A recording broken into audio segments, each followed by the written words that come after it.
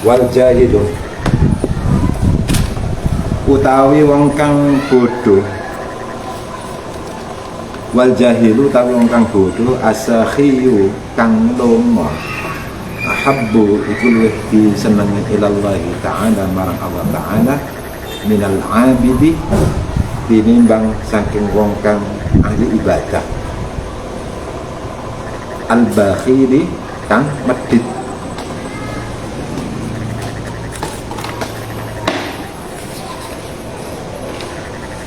Orang bodoh, orang awan, tapi loman, dermawan, nggak bisa baca kitab, baca Al-Quran, nggak karu-karuan. Seorang awam,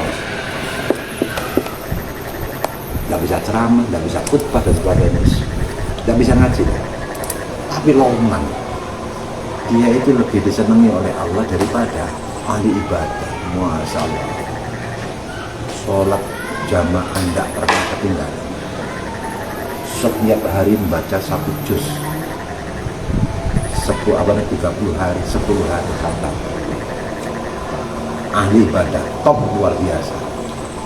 Tapi masjid ini ceritanya Ustaz Jenderal diprotes sama istrinya. Wah, Salman itu juga menyuruh orang suruh sodakoh. Yang luar biasa itu ahli ibadah loman. Nah ini tidak ada lawan ini. Ahli ibadah, alim, ahli ibadah top luar biasa. Kayak Kiai Terjawa, Kiai Johari itu alim, top, ahli ibadah, jos, lomannya luar biasa. Bagaimana tidak loman? Tanah yang dimiliki itu diwakafkan ke pesantren. Tanah yang dimiliki.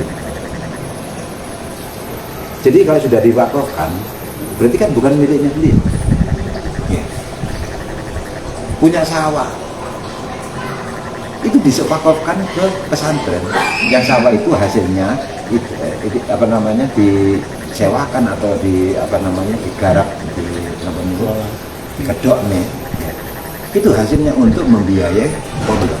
Punya tanah diwakafkan ke diwakafkan ke pesantren, terus punya sawahnya diwakafkan ke pesantren. Bikin pesantren, dibangun sendiri. Tidak loman gimana deh. Loh, kalau ada orang seperti ini tidak ada lawan.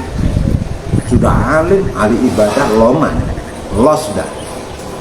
Makanya ya pantas kalau beliau terus akhirnya jadi orang kaya, diganteni sama Allah. Kenapa? Ya karena memang semua yang dimiliki dikasih.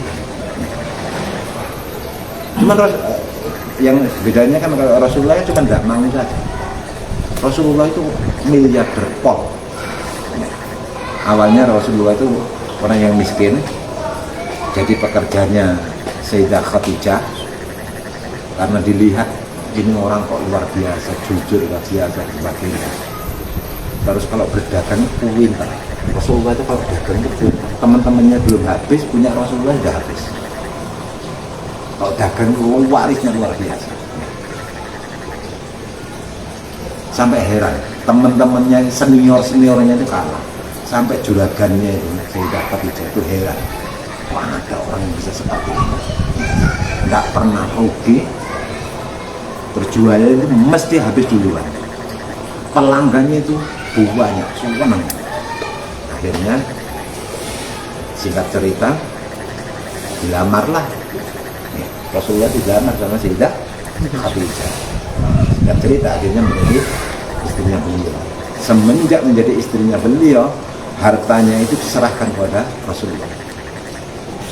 Yang miliarder itu adalah Sayyidah Khadijah. Akhirnya hartanya dikasihkan. Ini hebatnya Sayyidah Khadijah. Sayyidah Khadijah itu hartanya dikasihkan kepada Rasulullah. Kalau Khadijah sini ya duitmu ya duitku, duitku ya duitku. Ayo coba. Iya. Khadijah sekarang itu istri-istri kita itu Pak, Itu kalau kita punya uang, duitmu ya duitku. Tapi kalau dia itu bekerja, dapat hasil, duitmu duitku. Kita pinjam itu Pak, ditagih ya Pak. Itu ngalang-ngalangnya debt collector deh. Sayyidah Khadijah, hartanya dikasihkan kepada Rasulullah. Akhirnya Rasulullah itu menjadi orang yang kaya.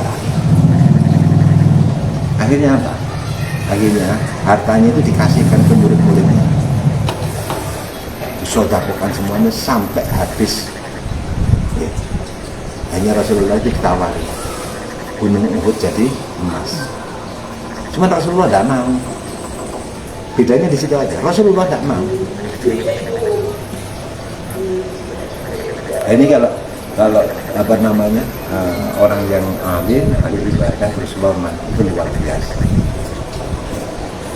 Nah, bagi kita ini bukan orang alim, yes, modal kita yes, sing loman.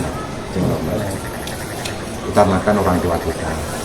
Pertama kali itu adalah keluarga kita dulu, anak istri kita. Terus kalau jenengan itu coba dibarengi biar dapat pahalanya double.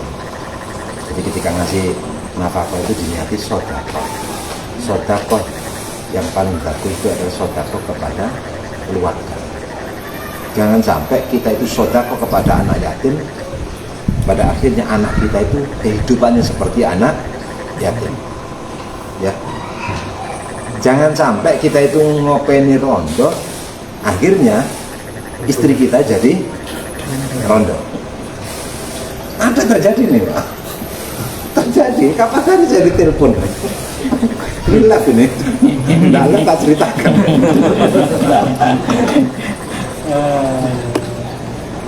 Jangan sampai kita ngopeni anak yatim terus anak kita jadi nasibnya kehidupannya seperti anak yatim, ngopeni rondo akhirnya istri kita jadi janda. Kenapa? Oh, kita kecantol janda yang itu. Akhirnya kan kita jadi janda. Jangan gara-gara kita itu sedekah kepada orang lain, akhirnya kehidupan kita, keluarga kita itu keluarga anak istri kita. Tapi jangan lupa, jangan terlalu fokus ke keluarga kita. Akhirnya kita tidak mau berbagi dengan di sekitar kita, orang tua kita, saudara kita. Kita harus berbagi dengan orang yang ada di sekitar kita, fakir miskin, anak yatim. Itu penting saya. Jadi utamakan keluarga dulu. Utamakan keluarga, terus tapi jangan 100%. Jangan 100% untuk keluarga, untuk anak istri. Akhirnya kita itu makhluk sosial. Kita itu bergaul dengan masyarakat. Ya berarti kita harus membangun hubungan baik dengan masyarakat. Oke, jadi bagi kita modalnya itu seloman. Kalau kita mengandalkan sholat kita, masih banyak pertanyaan. Ya. Mengandalkan ngaji kita, masih banyak pertanyaan. Yang paling aman, yang paling baik jalur sedekah.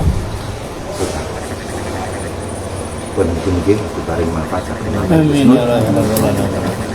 Surat Al-Fatihah.